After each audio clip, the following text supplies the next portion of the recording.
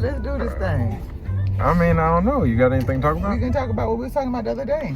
Oh, so how men can keep making as much money and all that stuff as they want to, and exactly. Women can't, or they can. Oh, but it's gonna come with a price. Right. Oh, it's gonna come with a price, boy. It's when I tell you that's go with that I was not really made aware of until I talked to you. You know what I mean? I wasn't looking at it from that from the concept of. So let me ask you this: I know it's counter. You're not supposed to say a woman's age. You're beautiful, forever 23. But let me ask you. Oh, I like 26. 26. Yeah, because I had you at 26. Forever 26. And when I had you, I was like, I should stop right here. But I had one more. But I'm just saying, 26 was like, if I could go back to an age, it's always been crazy. 26. That's when a lot of people start nowadays. That's crazy. You wanted to stop. You was I want to be done before 30 for sure. See, people nowadays want to have kids after 30. You ever think about it? Like young girls, they'll tell you they want to wait till. No. Because they want the career, though. They want to have the career. They've been in the job. They're stable. Now they're 32. And then you start having kids. Until you 55, 60 taking care of children. Yeah. What?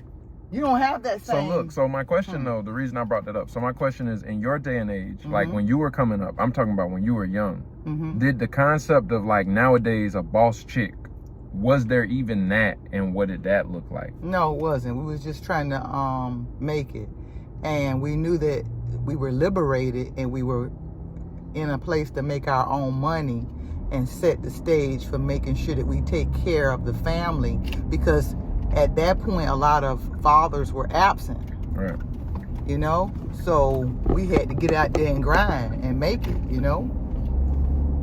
But I mean, there was no, nowadays you got, even on a localized level in Miami, you got Stormy, you got, the epitome of people really trying to push that boss chick mentality, boss bitch. Well, that comes in different categories. It's levels to everybody, even to coaches.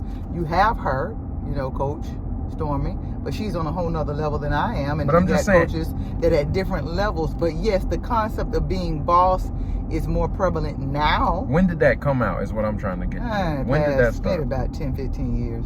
Who, do you know where that, can you think of anybody that was okay, this woman... We were looking at Oprah Winfrey. Okay, Oprah, yeah. Heck yeah, she was setting the standard. Yeah. And especially with me growing up, my peak in the 80s, 90s, we was like, Oprah is it. But she's the perfect definition. So so let me ask you, if you didn't know and what we're saying for the audience, we're talking about how men can actually get more education, they can get more skills, and they can climb up the social and status ladder, and their options for a mating partner as a woman is greater.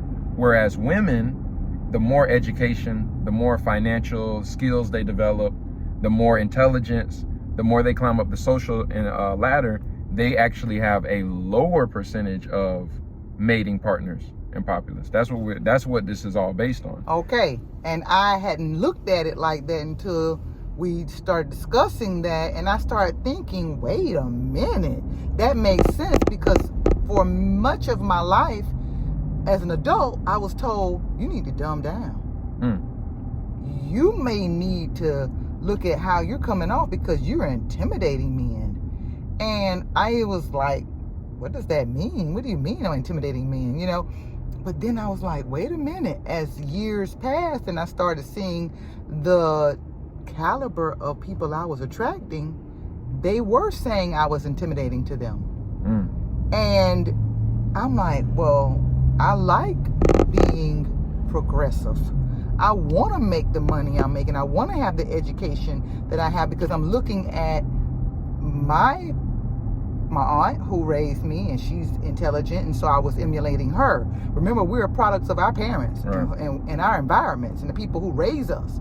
So that's who I had to glean from, and I thought that was something great, because every time I would look at her, she's like, my credit is great.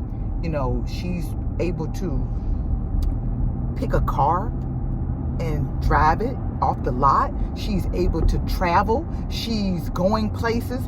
And I'm like, wait a minute. Right. She got money. Right. I want to be like her. But not knowing that it was squeezing the opportunities for me to have an opportunity for having a lot of men. And it's not like I'm devil's advocate, because these are very complex situations. These are very complex topics. I don't mean to make them like lighthearted. Like, in your defense, at your time period, there was a lot of improvident breadwinners. There was a lot of broken homes. There was a lot of, hey, this traditional way of living has some holes too. There was a lot of, hey, this man having control of all the finances, it doesn't always work 100% of the time. You guys were coming up in a period where you saw that. Mm-hmm. You see what I'm saying? So in your defense, that was like, yeah, I'm sure if you grew up seeing a lot of men who were there supporting and providing and able to travel or do things for their family and you had a good depiction of that, maybe that would have been. Yeah, but you I had didn't to. have You didn't that. have. Yeah, you had to go get it. No, it was all survival. So now let me ask you: if you never knew that, if you never knew women get up and they kind of, if you saw Oprah now, can you kind of see how difficult it would be for her to find someone that she feels is equal? Oh yes. Because not only is she financially so out of here, it's like, well, that you could just stay on that. See, men don't pick on finances. Women kind of almost have to, because it's rooted in that safety and security from a man. Right. So it's like when Oprah's a billionaire, now it's like you can only date billionaires. And if men had to do that, that would be hard too. Imagine if men had to only date female billionaires. It would be 100 men to one woman. So let me ask you, does it matter to most men how much money the woman makes? No, I don't think most men care. Most men don't even care how much money the woman makes. She can work at McDonald's. Correct. If she's meeting the standards on all the other things that we do care about, which you see is not money necessarily from a woman. Okay, and now in today's society, and when you posed that question to me the other day and I was thinking about it, I was walking doing my little 3 miles, I was like, wait a minute. If I hadn't had the education that I have, you know, I'm looking at my life, I'm like, I got 3 degrees. And I'm like thinking that this is all, you know, this is it. And I'm going to be positioned to a place where I'm going to attract a certain kind of man. And that's not true. Hasn't been the case. In fact, it has kept me from attracting many men. Right.